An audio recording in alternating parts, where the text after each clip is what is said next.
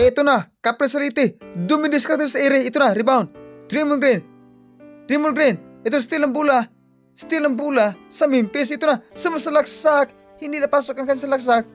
Pero mayroong foul. Foul si Draymond Green. Ang Caprisaliti. Grabe pala sa depensa ang Caprisaliti. Humahalimaw sa pagdidepensa. Tingnan natin ang replay. Ito na. Ang Caprisaliti. Tingnan natin kung mayroon bang foul. Parang walang foul. Aray ko. Ito na ang final hatol ni Idol Draymond Green, ang ating Caprisaliti. Nagkaroon siya ng technical foul, 2 free throw at ball positioning. Ito na, galit na galit si Steve Kerr, ang coach ni Stephen Curry. At ito na, bumitaw ng short distance relationship, hindi napasok ang kanya bito. Look at Draymond Green. Ito na, Draymond Green sumasalaksak sa iri. Ang galing po ni Draymond Green. Tingnan natin ang replay sa ating TV.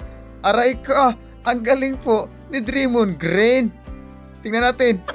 Aray ko.